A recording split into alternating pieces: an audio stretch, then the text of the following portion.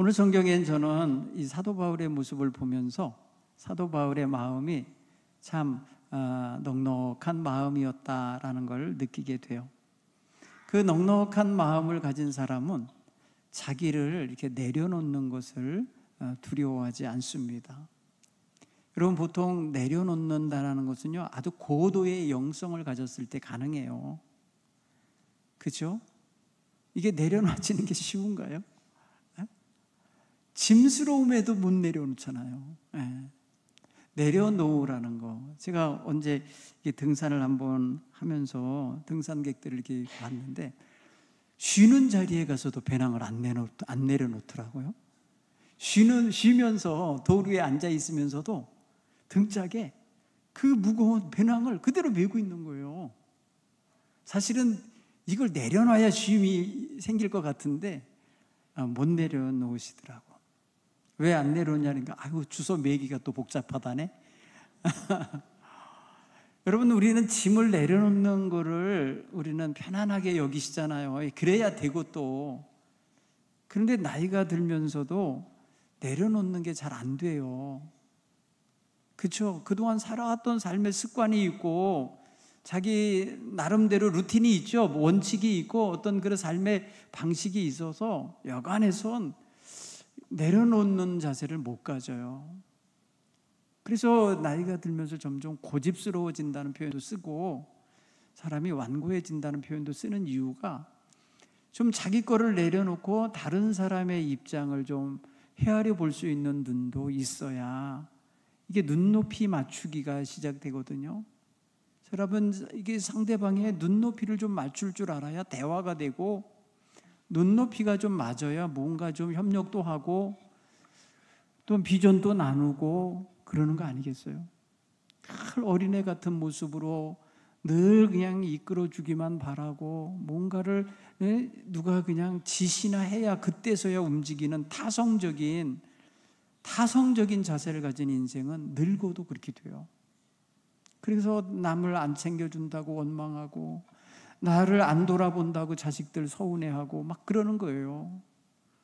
그런데 여러분, 조금은 우리 마음이 여유롭고 좀 넉넉하고 따뜻하면 자신을, 생각을, 주장을, 가치관을 조금은 고집하지 않을 수도 있어요. 여유가 생겨요. 오늘 저와 여러분이 이런 마음을 가지고 명절을 보냈으면 좋겠어요. 나를 내려놓는다는 건 정말 고도의 영성에서 나오는 자세이긴 하지만 그래도 우리가 일상생활에서 조금은 자신을 포기하고 자기에게 와지는 몫을 조금 덜어주고 또 자기 중심적인 삶의 태도를 조금 바꾸고 하는 거는 누구나 다 할 수 있을 거라 생각이 되죠. 오늘 여기에는 그래서 사도 바울은 사실 일면식도 없고 그리고 무슨 평소에 굉장한 친밀감을 갖고 교제하던 사람들도 아닌 이방 땅에 가서 이방 문화 속에 사는 사람들을 상대로 복음을 전해주는 자세를 지금 말하고 있어요. 그분은 지금 보니까 자기는 지금 사실 저 유대 땅 예루살렘 하이클래스들 모여있는 그룹 속에 있어야 할 사람이에요. 그 사람이 그동안 평소 다져놓은 인간관계나 그가 펼쳐서 실력을 길러놓은 그런 모든 실력과 자격과 그런 특권은 지금 여기 와 있으면 안 되는 거예요. 이 고린도 사람들을 상대하고 있으면 안 될 사람이에요. 그런데 지금 사도 바울은 지금 예수를 영접하고 예수님 안에서 자기의 모든 것들을 내려놓고 살아가는 삶의 자세를 가지게 됐다는 거죠. 그도 한때는요, 자기 중심적인 삶을 살던 사람이에요. 그래서 자기의 유대적 전통과 유대 율법에 대한 학습 그리고 그거에 따른 자기 나름대로 자기 의의가 있어요. 자기 나름대로 쌓아온 탑이 있다고요. 그런데 이 모든 것을 예수님 믿으면서 와르르 다 무너뜨려 버렸어요. 그거를 의존하지 않게 됐어요. 그는 말합니다. 내가 예수 만나기 전에 가졌던 가치관들, 나에게 유익했던 것들, 내가 자랑 삼았던 모든 것들 다 내려놓았다는 거예요. 포기했다는데 어떤 식으로 내려놨다고 표현하냐면 배설물 같이 여기노라. 유익하던 거 다 버리고 배설물 같이 여긴다. 왜 그러냐 했더니 오직 예수 그리스도를 아는 지식이 고상함을 알고 예수 그리스도를 얻기 위해서, 예수 그리스도의 부활에 동참하기 위해서 그와 같이 삶의 방향을 바꿨노라고 고백을 해요. 여러분, 이건 빌립보 교회에게 보낸 편지에 그 고백이 들어있어요. 그는 예수님을 만난 후에 삶의 중심점에 자기를 위한 것들로 쌓아놨던 그 자리를 예수님으로 채웠어요. 그래서 삶이 바뀌더라고요. 무엇을 마음에 중점 두고 사느냐에 따라서 그 삶의 방식이 달라지고 내용이 달라지고 삶의 길이 달라지는 거예요. 그래서 사도 바울은 그래서 자기 중심적인 삶을 버리고 그리스도 중심의 삶을 살아가는 그런 인생으로 재정렬, 재조정이 됩니다. 여러분, 예수 믿으면 이게 일어나는 거예요.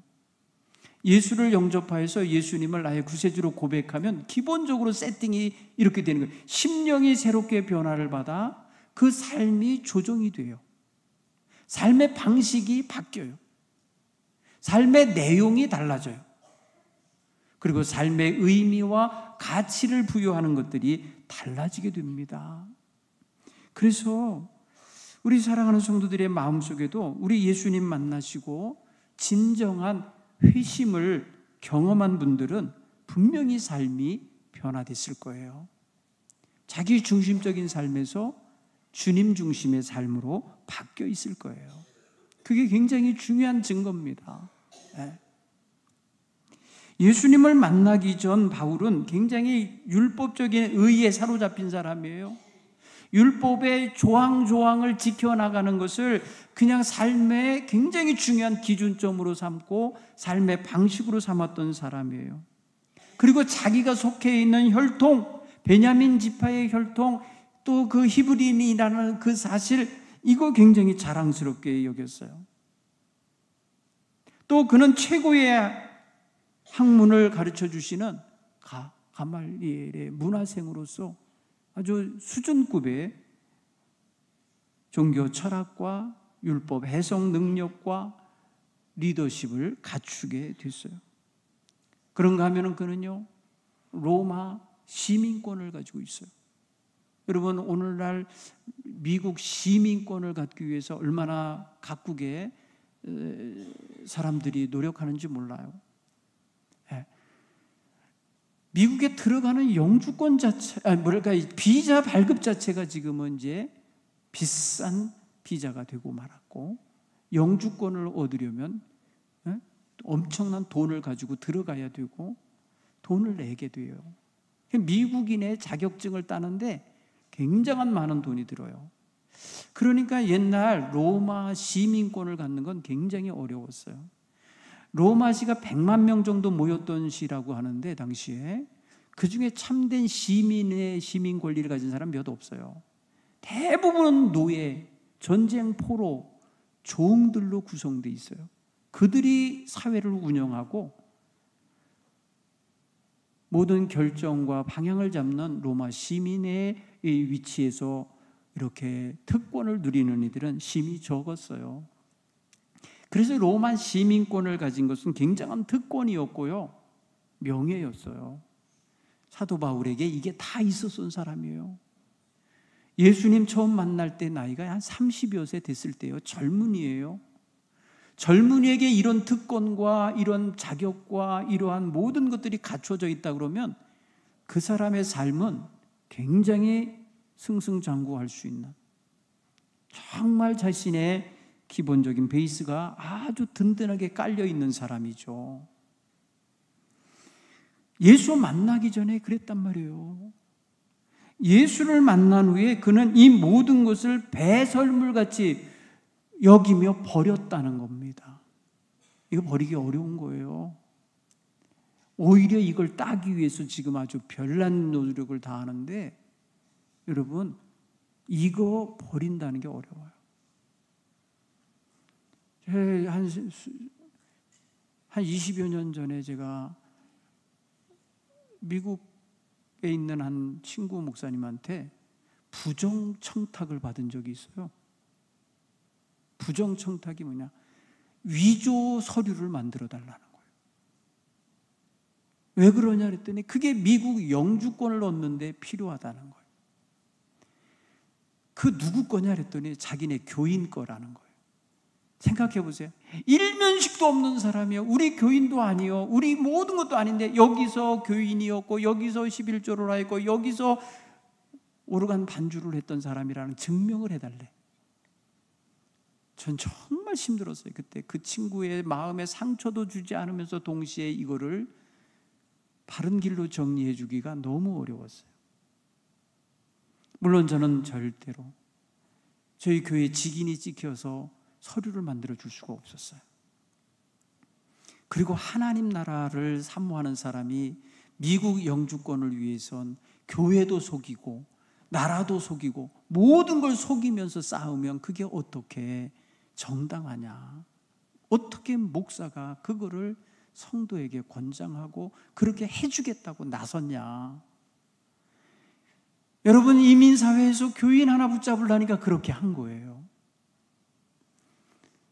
사랑하는 성도 여러분, 이 어떤 특권을 얻기 위해서 이런 모습을 하는데 너무너무 싫었어요, 저는 그게.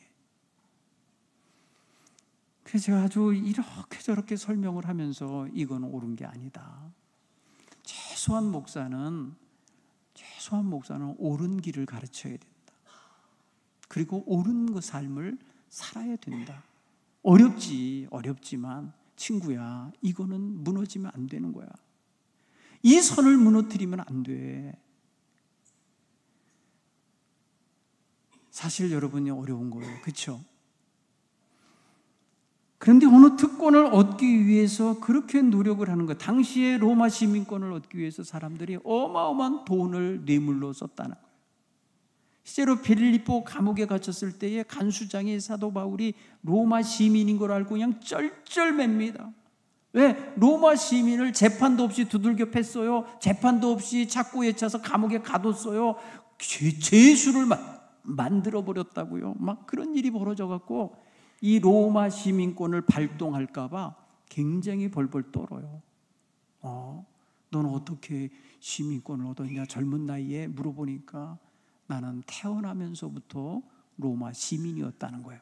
이 소리는 다른 말로 말하면 아버지, 어머니도 로마 시민이었다는 소리예요. 그러니까 유대인들이거든요. 어떻게 됐는지는 몰라요. 그러나 사도 바울 입장에서는 굉장한 특권을 가진 거예요.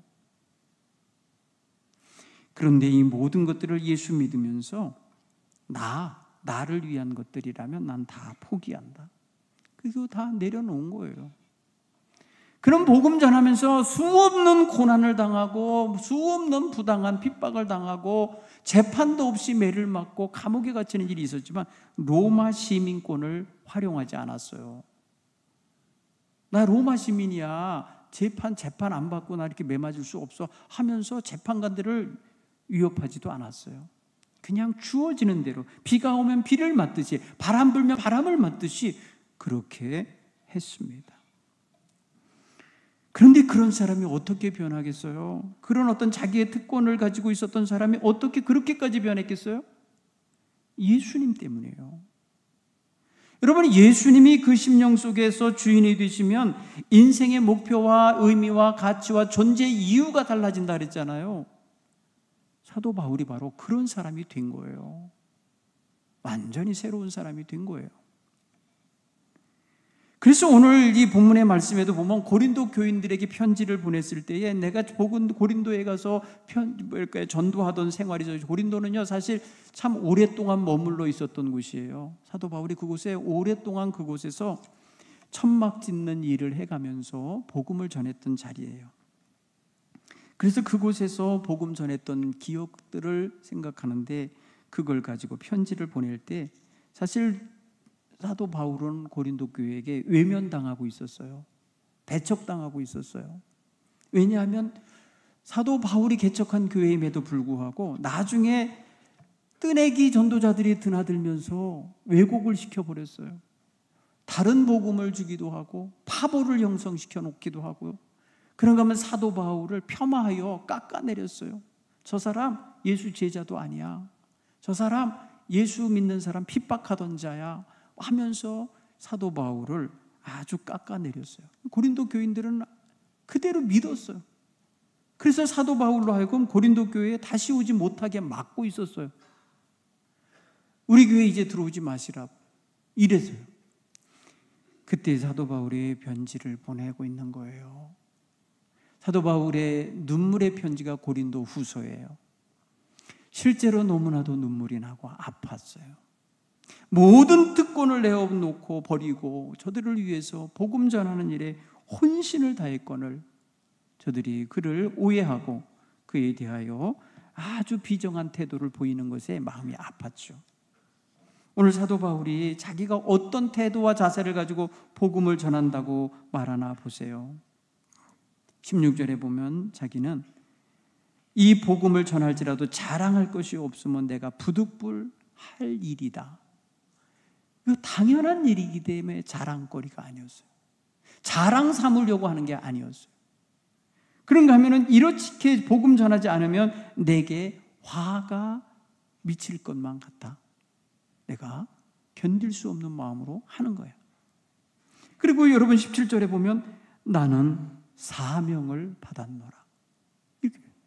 여러분 사도 바울이 오늘 복음 전하면서 자기를 내려놓는 태도를 구체적으로 얘기한 것이 이제 19절 이하인데요. 내가 모든 사람에게 자유하나 스스로 종이 된 것은 아무쪼록 더 많은 사람을 구원하는데 이르게 하고 싶은 거예요. 얻고자 함이라. 율법 있는 자에게는 내가 율법이 얽매여 있지 않지만 율법 있는 자처럼 다가갔다. 누구에게 그랬겠어요? 해외에 나와 있는 유대인들에게 그렇게 다가간 거예요. 그 다음에 율법 없는 자에게는 내가 그리스도의 율법을 갖고 있는 자지만 정말 율법 없는 자처럼 다가갔다. 누구겠어요? 이 대상이 바로 이방인들이에요. 이방인에게는 이방인의 모습으로, 유대인에게는 유대인의 모습으로, 종에게는 종과 같은 심정으로, 일꾼에게는 일꾼의 모습으로, 이렇게 그 상황에 맞게 그 상대에 맞는 눈높이를 맞춰서 다가갔다는 거예요. 여러분 눈높이를 맞추다 보면은요 자기를 내려놓지 않고는 안 되는 거예요. 보통 어른들이 아이들에게 눈높이를 맞추려면 무릎을 꿇어야 돼요. 애들의 눈높이를 맞추려니까 내가 무릎을 꿇어서 무릎에 꿇어줘야 걔 눈높이와 내 눈높이가 비슷하게 되니까 눈 맞추기가 되죠. 그런데 이거를 여러분 정신적인 자세로 따지면 뭐예요? 품는 거예요. 이해하는 거예요. 그 아이를 이해하고 그 수준의 사람을 이해하고 그 형편의 사람을 이해하고 그 상편에 있는 사람을 내가 품는 자세인 거예요. 결국에는. 그렇죠? 근데 보통은 사람들이요 다른 사람을 품기보다는 좀 이렇게 치고 막아내고 배타하고 이러는 성향이 좀 강하죠. 못하고 부족하다 그러면 그거 그냥 비판하고 그거 그냥 책임성 없는 말로 상처 주고 이런 게 더 쉬워요. 보통 그런다니까요. 눈높이를 맞추고 자기를 나기를 내려놓는 마음, 열어놓은 마음으로 다가가면 기본적인 게 뭐냐면 이해하는 거예요. 여러분 이제 이 추석에 믿지 않는 가족들, 형제 자매들, 자녀들 보게 될 거예요. 여러분 눈높이로 맞춰서 다가가려면 이해하는 자세가 먼저 필요할 거예요. 이해해서 조용히 다가서서 대화를 하려고 하려면 내 모든 고집, 내가 지금 쏟아놓고 싶은 마음, 내가 이제 차고 넘쳐서 그냥 구멍만 나기만 해도 쏟아져 나올 것 같은 그런 것들을 낮춰야 돼요. 그러지 않고서는 소통이 이루어질 수가 없을 것입니다. 사도 바울은 지금 복음이 흘러가기를 원합니다. 복음이 흘러가는 데 있어서 그냥 폭포처럼 쏟아주고 싶은 게 아니라 그냥 자연스럽게 서로 눈높이를 맞춰서 흘러 들어가게 하고 싶은 거예요. 여러분 이게 파나마 운하나 커다란 운하들을 보면요, 운하가 뭔지 아시죠? 육지로 배가 지나가게 하는 거예요. 육지인데 그것을 물길을 내서 물 높이가 안 맞거든요, 이게. 그래서 그 물 높이를 맞출 때는 반드시 수문 앞에서 저쪽에 기다려지고 있는 저쪽 물하고 이쪽 물하고 높이를 맞춰야 돼요. 양쪽을 다 막아놓고. 그래서 평평하게 됐을 때 이쪽 배가 저로 들어간 다음에 다시 저쪽 문을 열면 또 다른 데로 그렇게 맞추면서 가서 나중에는 배가요, 커다란 산도 넘어가는 거예요. 그런데 여러분 보세요. 우리가 정말 어떤 사람이 됐든지 마음을 소통하려고 할 때에 일방적으로 내 높이에 눈높이로 끌어올려서 이야기를 하려고 그러면 이해도 못하거니와 받아들이지도 않아요. 무시당한다는 느낌이 들어요. 정죄당한다는 느낌이 들어요. 너는 왜 그거밖에 못해? 빗나갔다고 이해를 들어요. 그러니까 여러분, 이해하면서 그 사람의 입장에서 지금 얼마나 힘든지, 얼마나 괴롭고 정말 빗나간 삶 속에서 안타까워하고 있는지를 먼저 감지하고 다가서야 될 줄 믿습니다. 여러분, 사도 바울이 종이 아닌데 종의 자세를 가졌다는 거, 이방인이 아닌데 이방인의 자세를 가졌다는 거, 이런 건 사실 그가 내려놓지 않으면 안 될 것들이 많은 거예요. 그거를 내려놓고 다가섰기에 복음을 위해서라면 내가 나의 어떤 신분도 특권도 내 어떤 주의 주장도 여기서는 발현되면 안 되겠구나 하면서 내려놓는 자세일 거예요. 오직 주님만을 전해주고 싶은 마음, 오직 주님의 사랑이 흘러가게 하고 싶은 마음에 걸림돌이 될 만한 것들을 제어하는 거죠. 오늘 우리가 그런 마음에서 정말 어느 상대를 상대하든지 그분의 마음을 헤아리려면 그에 대한 사랑의 마음과 그를 이해해 주는 마음이 항상 선행되어야 할 줄 믿습니다. 무엇도 여러분 자기 자신의 좋은 거라 하여서 상대방도 좋아할 거라고 생각할 수는 없어요. 나는 지금 예수 안에서 살면서 은혜 받고 기도하면서 영적으로 풍성한 속에서 살고 있어서 좋은데 상대방은 완전히 다른 데서 그거하고는 아무런 상관없는 데서 살고 있거든요. 필요성도 못 느끼고 있거든요. 전혀 그것에 대하여 관심도 없거든요. 그런 상대랑 어떻게 이렇게 이질적인 전혀 다른 차원의 가치관과 다른 차원의 기쁨과 만족을 갖고 사는 사람의 대화가 되겠어요? 결국엔 피상적인 거 조금 하다 마는 거죠. 그런데 여러분, 실제로 가만히 그 상대방을 이해하면서 관찰하면서 대화하다 보면 얼마나 힘들어하고 있는 건지, 그 영혼이 지금 얼마나 단식하고 있는 건지, 얼마나 지금 괴로워하며 방황하고 있는 건지가 보일 거예요. 거기에 맞게 위로해주고 이해해주고 두둔해주고 격려해주면서 그리스도의 사랑을 묻혀드려야죠. 그리스도의 사랑을 그렇게 묻어가게 하셔야 할 줄로 믿습니다. 사실 이 길이 사실은 쉽지 않아요. 시간도 없거니와 그렇게 깊이 대화할 여유도 없고 마음도 없고, 그러니까 너무너무 형식적으로 사람을 대할 수밖에 없어요. 그런데 가족은 달라요. 가족은 인간관계 속에서 가장 친밀한 관계잖아요. 다른 사람들은 그냥 내가 선택할 수 있는 것이었지만은 가족은 내가 선택한 게 아니에요. 내가 선택해서 넌 내 가족 돼 이런 게 아니라니까요. 하나님이 맺어 주신 거예요. 하나님이 허락한 피로 형성된 관계가 가족이에요. 그렇기 때문에 가족들 간에는 서로를 위해서 배려하며 내려놓고 사랑으로 섬기는 자세가 필요한 거예요. 사람이 가정에서조차도 위로받지 못하고 가정에서조차도 참된 위로와 그러한 이해를 받지 못하면 어디 가서 받겠습니까? 조금이라도 자기를 이해해 주는 쪽으로 가게 돼 있는 거예요. 사람은 자기 마음을 이해해 주고 자기 마음의 아픔을 헤아려 주는 사람이 있는 곳을 좋아하게 돼 있어요. 여러분, 가정이 그렇게 돼야 돼요. 무슨 힘들고 어려울 때 정말 가족들이 서로 힘이 되어주면 얼마나 좋겠어요. 근데 뭔지 모르게 선이 그어지고 담이 쳐지고 문턱이 생겨있고 문짝이 달려있고 막 이렇다면은 뭔가가 그렇게 만드는 원인이 있는 거죠. 뭔가가 있는 거예요. 그 뭔가가 뭐냐 이거예요. 우리 마음에 그렇게 턱이 되어지고 문짝이 되어지고 그냥 마치 열려있는 것 같은데 유리벽이 되어 있는, 그게 뭔가? 상대방에 대한 경계심입니까? 아니면 나에게 상처 준 경험에 대한 상처의 아픔 때문입니까? 실망감 때문입니까?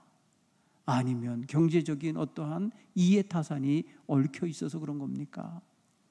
뭔가가 있다면 여러분, 그거 제거해 가셔야 할 줄 믿습니다. 그래야 행복한 가정 관계가 되지 않겠어요? 그래서 내 주변에 행복한 사람들이 자꾸 만들어져야 나도 같이 그 안에서 위로도 받고 같이 행복하게 살 수 있는 거 아니겠어요? 보통은 나는 행복하고 싶은데 내 옆에 사람들이 행복하는 것에 대해서 관심이 없어요, 무관심해요. 그러면 안 되는 거예요.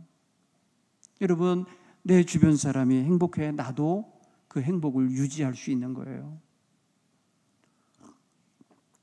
여러분, 나는 행복하게 안정해 사는데 내 옆집이 매일 싸워보세요. 불안해서 견딜 수 없어요. 네? 나는 평안하고 난 가정인데 내 형제의 집안이 지금 매일 그냥 막 분란이 일어난다고 해보세요. 얼마나 마음 한쪽이 힘들겠어요. 어머니 입장에서, 아버지 입장에서 생각하면요, 늘 앓는 손가락같이 아플 거예요. 그런데 내가 별로 거기에 관심을 안 두니까. 근데 내가 예수 믿는 사람이에요. 내가 지금 예수님 안에서 가치관이 바뀌었다는 사람이에요. 그런데도 안 바뀐 게 있는 게 바로 그런 것들인 거예요. 누구에겐 잘 보이고 싶고 누구에게는 인정받고 싶은데 가족들에게는 그게 아닌 거예요. 그래서는 안 되죠. 제일 먼저 우리 가족들에게 사랑하고 가족들을 이해하고 가족들 안에서 서로 교통함이 있어야 될 줄 믿습니다. 명절이면 불편한 사람들이 있어요. 명절이면 불편하다고 하고, 명절이면요, 명절이 안 왔으면 좋겠다는 것 정도 있어요. 빨리 치료가 되어야 할 가정들이에요. 여러분, 여기 복음이 필요한 가정들이에요. 여기에 진정한 예수님의 임재가 필요한 가정이란 사인이에요. 오늘 우리 모두가 정말 예수님 안에서 오직 참된 사랑과 섬김이 있어져서 복음이 흘러가고 사랑이 흘러가는 게 막힘이 없게 되기를 위해서 늘 기도하는 저와 여러분이 되기를 간절히 바랍니다.